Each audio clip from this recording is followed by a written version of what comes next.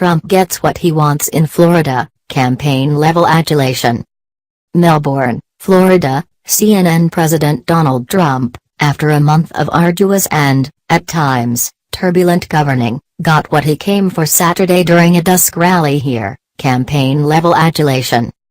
Trump, who just months ago finished campaigning for the office he now holds, was both selling what his administration has done in its first 30 days and trying to change the subject after a chaotic month.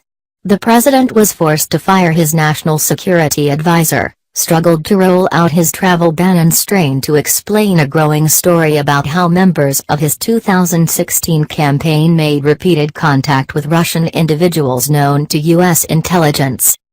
Trump, clearly ready for some relief from the confines of Washington and the limitations of the House he ran to occupy, reverted back to his campaign habits, basking in what energized him for months during the slog of his race against Hillary Clinton. At one point, Trump invited Gene Huber, a supporter who said he arrived at the venue at 4 a.m. ET to be the first in line for the event, up to the stage. The man was briefly stopped by the Secret Service before the president urged agents to let him come up and address the audience. "I wouldn't say Secret Service was thrilled with that, but we know our people," Trump said. The moment evoked some of the unscripted flashes that defined Trump's 2016 campaign. "I am here because I want to be among my friends and among the people," Trump said to open his rally. "This was a great movement. A movement like has never been seen before in our country or before anywhere else. This was a truly great movement and I want to be here with you and I will always be with you." Trump, as he did often during the campaign, turned his fire on the media during the packed event, estimated to number 9,000, according to Melbourne police, slammed international trade deals made by his predecessors and pledged to bring back the jobs to the United States. The president said his administration would release a new immigration order over the next couple of days that aimed to curb the flow of refugees. Slamming the judges who decided the order was unconstitutional, Trump even read the U.S. code that he believes gives him the authority to implement the executive order. "If you have a college education you can understand it. If you have a high school education, you can understand it. If you were a bad student in high school, you can understand it," he said.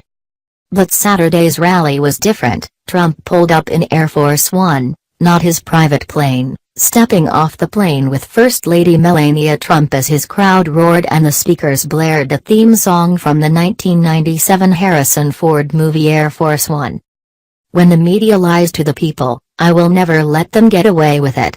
I will do whatever I can so they don't get away with it. They have their own agenda and their agenda is not your agenda," Trump said Saturday. As he bellowed, event attendees turned to the pen where the media stood and booed. Trump previewed these attacks in the days leading up to his event, tweeting Friday that a list of outlets were the enemy of the American people. Trump also looked to rebut reports of a chaotic White House, telling supporters, "The White House is running so smoothly, so smoothly." What was unclear Saturday was what exactly Trump was campaigning for. The event was being run by Trump's 2016 campaign, Donald J. Trump for President Incorporated. Before taking the stage, Trump was asked if it was too early to do another campaign event. His response, "Life is a campaign. Making our country great again is a campaign," Trump added. "For me, it's a campaign. To make America great again is absolutely a campaign." On Friday, White House spokeswoman Sarah Huckabee Sanders said Trump was headlining the event as a way to go around the media.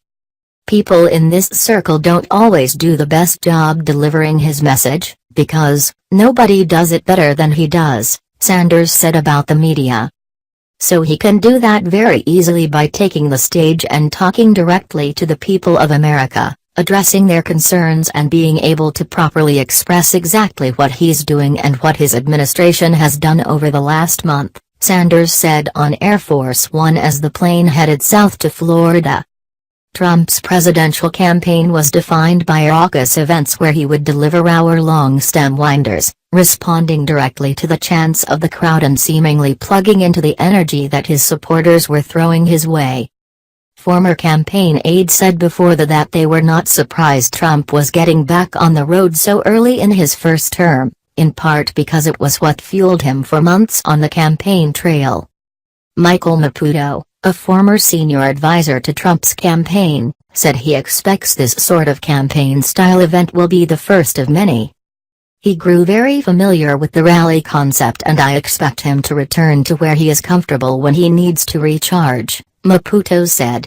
The fact that Trump showed us a new way of winning should have given everyone a hint that he would show everyone a new way of governing.